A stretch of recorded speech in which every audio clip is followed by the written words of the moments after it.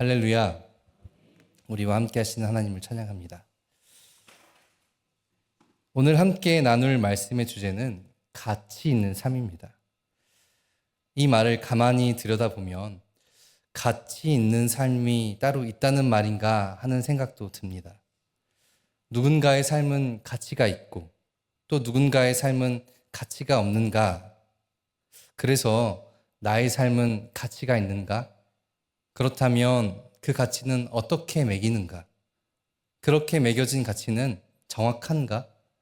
그 가치가 나를 설명해 줄 수 있는 정당성이 있는가? 이렇게 연속적으로 질문들이 떠오릅니다. 그러나 그 전에 가치는 무엇일까가 선제되어야 할 질문입니다. 다들 아시겠지만 가치는 값어치를 뜻합니다. 그러니까 오늘 제목인 가치 있는 삶이란 내 삶이 얼만큼의 값어치를 하는가와 그 뜻이 같겠습니다. 그런데 생각해보면 한편으로 참 슬픈 말입니다. 내게 주어진 삶을 숫자와 어떤 효용으로 가치를 매겨야 한다는 것이 참 서글픕니다. 무한 경쟁의 세상 속에서 황금 만능주의 세계 속에 나는 어느 정도의 위치에서 사는가? 나는 얼마만큼 사회에 기여하고 있는가? 그래서 나는 내 삶은 값과 점수로 얼마나 매겨지는가? 참 속상하기만 합니다. 한 7, 8년 전의 일입니다. 저는 목회에 대한 큰 회의감이 있었습니다. 그것이 또 꽤나 격렬했던 것 같습니다. 목회자가 되는 것이 맞을까? 나는 꼭 목회를 해야 하나? 내 가족을 희생시키면서까지 목회를 하는 게 맞을까? 이렇게 격렬한 생각들이 제 머리에서 소용돌이를 쳤습니다. 꼬리에 꼬리를 무는 이 생각들, 그래서 무수한 밤을 지새우곤 했습니다. 그러다 결단이 섰고 목회 말고 할 수 있는 일을 찾아보게 되었습니다. 그러던 중에 하고 싶은 일을 발견하게 되었습니다. 여러분이 저를 어떻게 보시는지는 제가 잘 모르겠지만 저는 생각보다 패션에 대해서 관심이 참 많습니다. 그래 보이나요? 아닌가요? 그래서 목회와는 전혀 다른 패션 업계에 이력서를 넣게 되었습니다. 스페인 구두 회사였는데요. 사실 큰 기대는 하지 않았고 일단은 떨어지더라도 한번 도전해보자 하는 마음으로 이력서를 넣었습니다. 그런데 생각해보니 그 회사에서 제 이력서를 볼 때 전공은 신학이요, 경력이라 해봐야 목회 경력 말고는 카페 알바 이 정도밖에 안 되는데 얼마나 기가 찼겠습니까? 그런데 말도 안 되게 1차 서류가 합격했습니다. 갑자기 마음이 두근두근 떨리기 시작한 것이죠. 그리고 얼마 지나지 않아 전화가 왔고 2차 면접을 보러 오라는 전화였습니다. 그래, 믿져야 본전이다 라는 마음으로 면접을 보러 갔고 생각보다 나쁘지 않게 면접을 봤던 것 같습니다. 어떻게 됐을까요? 떨어졌을까요? 붙었을까요? 네, 대표님께 전화가 왔는데요. 함께 일해봅시다. 합격 통보를 받았습니다. 전화를 끊고 막 환호성을 질렀습니다. 그런데 차차 시간이 흐를수록 마음이 점점 가라앉더니 이게 맞나라는 생각이 들었습니다. 그래서 대가족 회의를 열었습니다. 부모님과 저희 부부가 모여서 함께 머리를 맞대었습니다. 합격 소식을 전하면서 어떻게 하는 게 좋을까요? 이렇게 물었습니다. 모두가 각자의 생각에 대해서 이야기를 하고 마지막으로 저희 아버지께서 저에게 이렇게 말씀하셨습니다. 가치 있는 삶을 살아라. 또다시 고민이 시작되었습니다. 가치 있는 삶이란 무엇일까? 손님을 맞이하여 손님에게 맞는 구두를 추천하고 판매하는 것, 이것과 성도들에게 존경받고 하늘의 권위로 사는 목사가 되는 것, 이 두 가지의 생각이 머릿속을 헤집고 다녔습니다. 그렇게 저는 합격했던 구두 회사를 포기하고 목사가 되는 것을 선택했습니다. 하지만 저는 큰 오해를 하고 있었습니다. 저희 아버지께서 말씀하신 가치 있는 삶은 제 앞에 나열된 여러 값어치 있는 것들 중 가장 괜찮은 것을 고르라는 게 아니었습니다. 하지만 저는 뭐가 더 값이 크게 매겨질까? 뭐가 더 사람들에게 인정받는 것일까? 그러니까 뭐가 더 먹음직도 하고 보암직도 하며 가장 탐스러운 게 뭘까를 고민한 것입니다. 이제 와서 생각해 보니 아버지의 가치 있는 삶을 살아라 하고 말씀하신 그 의중에 담겨진 큰 의미를 놓쳤다는 것을 깨달았습니다. 그 말씀인즉 그 안에 담겨진 의미는 가치 있는 무언가가 되어라가 아니라 가치 있게 살라는 말씀이셨습니다. 그것이 구두 판매원이든 목회를 하든 심지어 그 벌이가 너무 하찮아 세상이 멸시하고 기피하는 어떤 직업이라도 제가 할 수 있는 대로의 가치 있는 삶을 사는 것이 중요하다라는 말씀이었던 것이죠. 이 이야기는 제 이야기지만 사실 여러분의 이야기이기도 합니다. 우리 그리스도인들이 생각해 봐야 할 문제입니다. 가치 있는 삶, 그리스도인의 삶 속에 가치 있게 사는 것이 무엇일까 고민하고 또 고민해 봐야 합니다. 우리가 이 고민을 가지고 오늘 본문을 들여다보겠습니다. 오늘 우리에게 주어진 누가복음의 말씀은 이름을 알 수 없는 어떤 부자 관리와 예수님의 대화입니다. 어느 날 부자 관리는 예수님께 찾아와 영생에 대하여 질문합니다. 그 질문은 어떻게 하면 영생을 얻을 수 있냐는 것인데 왜 부자는 예수님을 찾아와 영생에 대하여 물었을까요? 먼저 이 사람에 대해서 잠깐 이야기를 해보면 오늘 성서는 이 사람이 누구라고 소개하지요? 부자였고 관리였다라고 합니다. 그 말인즉 이미 경제적으로 부유하고 안정된 사람이라는 걸 알 수 있습니다. 또 사회적으로 누구에게나 인정받는 사람이었고 존경받는 위치에 있는 사람이었습니다. 부자 관리의 삶을 보고 많은 사람들이 어떻게 말했을까요? 와, 저 사람이야말로 하나님의 은혜를 받은 사람이다 라고 말했을 것입니다. 그러니까 그는 누구에게나 인정받는 가치 있는 삶을 사는 사람이었습니다. 그런데 이 부자 관리의 생각은 조금 달랐나 봅니다. 왜냐하면 자신이 누구보다 특출나게 더 많이 가진 것도 그렇다고 권력이 높은 것도 아니었기 때문입니다. 신앙에서도 그랬습니다. 당시 유대 사회에서 의인이라 하면 우리가 생각하는 것과는 조금 달리 유복한 사람을 뜻하기도 합니다. 왜냐하면 의인과 죄인을 나누는 기준이 율법인데 율법을 지키려면 여러모로 사회적 비용이 많이 발생했습니다. 제사를 지낼 때 가장 좋은 제물을 바치는 것, 또 사고가 일어났을 때 실력 있는 변호사를 고용해 무죄 판결을 받는 것 등 율법이 정한 정결한 생활을 하기 위해서 곧 율법을 지키기 위해서 오히려 돈이 많이 필요했습니다. 그래서 가난한 사람은 어떤 사람이 되었을까요? 당연스럽게 죄인이 되었습니다. 오늘 본문의 관리는 당연히 의인이었습니다. 그가 예수님께 자신에 대해서 뭐라고 말하죠? 저는 어려서부터 모든 율법을 다 지켰습니다. 네, 그는 율법을 다 지킬 수 있을 만큼의 경제적, 사회적으로 유복한 사람입니다. 곧 율법이 말하는 의인이었습니다. 그러나 특출난, 다른 의인보다 가치 있는, 값어치가 있는 의인은 아니었다고 생각한 모양입니다. 그래서 이 부자는 나의 가치를 높일 수 있는 게 무엇일까 고민했습니다. 그게 뭐였을까요? 오늘 성서는 그게 바로 영생이다라고 말합니다. 영생이야말로 그 누구도 얻지 못한, 갖지 못한 것. 그래서 이것을 얻는다면 곧 자신의 존재를 드높일 수 있는 것이라 부자 관리는 생각했습니다. 그래서 그는 영생을 바랐습니다. 바른 신앙과 참된 믿음에 근거한 영원한 삶, 영원한 생명, 영원한 하나님 나라에 대한 소망이 있는 영생이 아니라 사회적으로 그리고 종교적으로 가치 있는 존재가 되고자 하는 욕심으로 영생을 바라고 원했던 것입니다. 그래서 그는 예수님께 묻는 것입니다. 영생을 얻으려면 어떻게 해야 합니까? 예수님은 단번에 그의 마음을 꿰뚫으셨습니다. 그가 정말로 사회적으로 존경받는 사람이고 또 율법적으로 완벽한 사람이지만 그의 삶의 가장 중심이 되어야 할 무엇인가를 놓치고 있는 것을 아신 것입니다. 예수님은 오늘 부자 관리와 그리고 여기 모인 우리에게 이렇게 말씀하십니다. 가치 있는 자가 되지 말고 가치 있는 삶을 살아라. 가치 있는 자가 되려 했던 부자 관리는 예수님의 말씀처럼 어떻게 가치 있는 삶을 살 수 있을까요?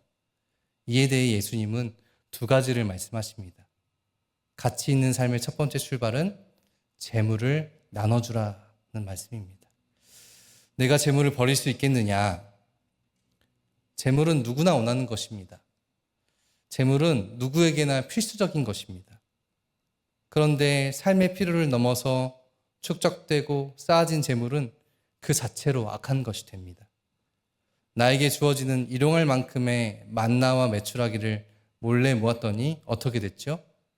썩어서 냄새를 풍깁니다. 고약합니다. 그런데 세상은 그 냄새를 아름답다고 말합니다. 부는 많으면 많을수록, 넘치면 넘칠수록 좋은 것이 됩니다. 그런 사람은 세상의 존경의 대상이 됩니다. 성공한 자라 일컬어집니다. 그러나 오늘 예수님은 그것을 가치 있다고 말씀하시지 않습니다. 오히려 부자를 둘러싼 그 많은 재물을 필요한 자들에게 나누고 올바른 가치에 집중할 것을 요구하십니다. 그것은 비단 재물뿐만이 아닙니다. 명예, 권력, 또 나를 그럴듯하게 꾸며주고 수식해주는 어떠한 것들, 나라는 존재를 값어치 있게 보일 수 있기는 하지만 그럴수록 나라는 존재는 희미해져 갑니다. 어떤 수식어, 꾸밈으로 완성되어지는 나가 아니라 하나님 앞에 온전히 나라는 존재가 될 수 있는가를 예수님은 부자에게 요구하고 묻고 있는 것입니다. 두 번째, 예수님은 나를 따르라 말씀하십니다. 가치 있는 삶의 모습은 어떻게 시작되는 것인지 또 어떻게 채워져 가는 것인지 알아갈 수 있도록 예수님은 부자 관리를 당신의 삶으로 초청하셨습니다. 예수님을 따라 사는 삶, 예수님과 함께 걸어가는 삶, 그것이야말로 바로 가치 있게 사는 삶입니다. 예수님의 삶은 어떤 삶이었을까요? 나눠주고 베풀어주는 삶입니다. 부자는 쌓으려 하지만 예수님은 그의 삶을 나눠주는 삶이셨습니다. 그 나눔은 비단 재물에만 국한되어 있지 않습니다. 그 나눔은 마음, 몸, 삶으로 드려졌습니다. 나눌 때 비로소 온전히 채워지는 삶인 것입니다. 그러나 부자는 무엇을 선택했는가? 그는 심히 근심했습니다. 그리고는 그 자리를 떠났을 것입니다. 그래서 부자는 아무것도 이룰 수 없어서 모든 것을 잃어버린 사람이 되었습니다. 재물을 버리고 자신을 따라오라던 예수님의 초청을 받아들이지 않았고 결국 바라던 영생도 영원한 하나님 나라도 얻지 못했습니다. 오늘 본문 말씀에 뒤따라오는 구절을 보면 이 부자 대신에 누가 하나님 나라에 갔을까요? 낙타가 들어가게 되었습니다. 이게 웃음 포인트인데 안 웃으시네요. 사랑하는 성도 여러분, 부자보다 낙타가 되시길 축복합니다. 다시 자신의 삶으로 돌아간 부자는 어떻게 살게 되었을까요? 여전히 그는 자신의 삶에 만족하지 못하고 어떤 가치로 나를 높일 수 있을지 끊임없이 고민하며 자신의 삶을 계속해서 비탄해 했을 것입니다. 그런데 우리는 어떨까요? 우리는 무엇을 쫓고 있고 무엇을 목적으로 삼고 있을까요? 여전히 우리는 이 부자 관리의 삶을 보며 저렇게 되고 싶다라고 생각하지는 않을까요? 성공하고 부를 축적하고 명망이 높고 권력 있는 사람이 되길 원하고 또 나의 자식도 그렇게 되길 원하고 있지는 않으신지요? 우리는 그렇게 가치를 높이느라 했습니다. 누군가를 밟고 일어서서 누군가의 가치를 낮추며 그렇게 내 삶의 숫자를 높이려 살아갑니다. 그러나 예수님은 우리에게 정반대의 삶을 제시하시며 그것이 가치 있는 삶이라고 말씀하십니다. 가진 것을 팔아 가난한 자의 부족함을 채워주고 병든 자를 위로하고 고쳐주며 외로운 자들과 함께 밥을 먹고 함께 살아내는 삶입니다. 하나님이 만드시고 사랑하시는 온 생명과 부대끼며 살아가는 삶이 가치 있는 삶이라고 말씀하셨습니다. 그런데 이것은 우리가 보기에, 세상이 보기에 전혀 값어치 없어 보이는 삶입니다. 그러니 가치 있는 삶이란 어떤 삶이겠습니까? 값을 매길 수 없는 삶이 바로 가치 있는 삶입니다. 하나님을 사랑하고 이웃을 사랑하는 삶, 바로 어느 누구도 세상도 그 값어치를 매길 수 없는 예수님을 따르는 삶이 바로 우리가 살아내야 할 삶입니다. 꼭 어떤 영향력이 있는 사람이 되어야 하는 것은 아닙니다. 그저 나의 삶의 자리에서 직업이 있던 없던 또 그 직업이 무엇이든 예수님처럼 예수님 따라 예수님과 같이 살아간다면 바로 그 삶이 가치 있는 삶입니다. 예수님은 나라는 존재가 가치 있다고 말씀하시고 그러한 나의 삶이 가치 있는 삶이라고 말씀하십니다. 사랑하는 전주 안디옥 그리스도인 여러분, 어떤 삶을 꿈꾸고 또 어떤 삶을 살고 계신지요? 누군가에게 가치 평가되어서 스스로를 불쌍히 여기거나 혹은 과대포장하고 있지는 않으십니까? 예수님은 오늘 다시 한번 우리에게 이렇게 물으십니다. 재물을 버리고 나와 함께 갈 수 있겠느냐? 가치 있는 삶을 사는 저와 여러분이 되기를 소망합니다. 우리의 소망은 어디에 있습니까? 예수 그리스도에게 있습니다. 예수님은 그의 삶으로 하나님 나라를 시작하시고 완성하셨습니다. 예수님은 하나님 나라의 씨앗이자 열매였습니다. 바로 그 삶이 존귀한 삶입니다. 그 삶이야말로 진정한 가치가 있습니다. 예수님이 삶으로 보여주신 가치 있는 삶의 모습은 이제 하나님 나라를 살아가는 우리의 삶이어야 합니다. 주님의 제자된 여러분, 우리는 매일 선택의 기로 속에 서 있습니다. 배부른 돼지가 될 것인가, 배고픈 예수가 될 것인가. 오늘 성서는 우리에게 이 두 가지를 제시하며 한 가지의 삶을 선택하라 재촉합니다. 판단과 선택은 우리의 몫이지만 그러나 사랑하는 안디옥 성도 여러분, 주님을 따라가는 우리가 되기를 소망합니다. 배고픈 예수를 따라 오히려 삶이 충만해지시기를 소망합니다. 값을 매길 수 없는 가치 있는 삶을 사는 그런 저와 여러분이 되기를 마지막으로 간절히 축원합니다. 이 시간 함께 나누고 싶은 찬양이 있습니다. 끊임없이 유혹해오는 또 우리를 궁지로 모는 세상 속에서 내 의지와 힘만으로는 살아갈 수 없음을 우리는 너무나도 잘 알고 있습니다. 우리가 의지해야 할 곳, 우리가 기댈 곳은 단 하나, 오직 예수 그리스도뿐입니다. 이 시간 함께 찬양하며 예수 그리스도 걸어가신 그 길을 따라가겠다 결단하는 시간이 되기를 소망합니다. 함께 찬양하겠습니다.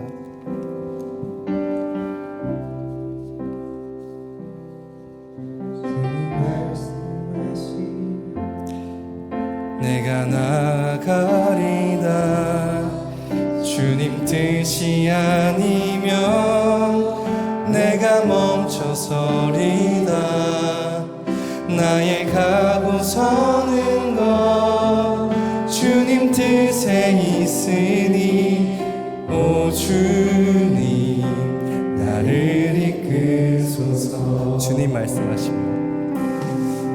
주님 말씀하시면 내가 나아가리다 주님 뜻이 아니면 내가 멈춰서리다 나의 가고 서는 것 주님 뜻에 있으니 오 주님 나를 이끄소서. 뜻하신 그곳에 나 있기 원합니다. 이끄시는 대로 순종하며 살리니 연약한 내 영혼 통하여 일하소서. 주님 나라와 그 뜻을 위하여 뜻하신 그곳에 나 있기 원합니다.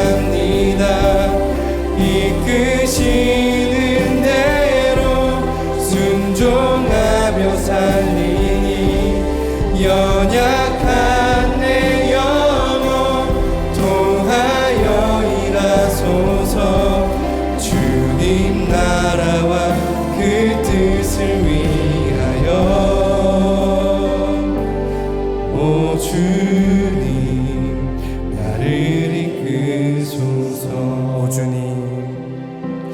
오 주님 나를 이끄소서. 우리 이 시간 함께 기도하길 원합니다. 주님, 세상의 가치에 따라 살아왔던 내 삶의 모습을 주님 앞에 고백합니다. 더 많이 가지려 노력했고 더 높아지려 노력했습니다. 내 자신이 높아지려 내 이웃을 낮추었습니다. 값어치 있는 인생이 되려고 값싼 은혜만을 구했습니다.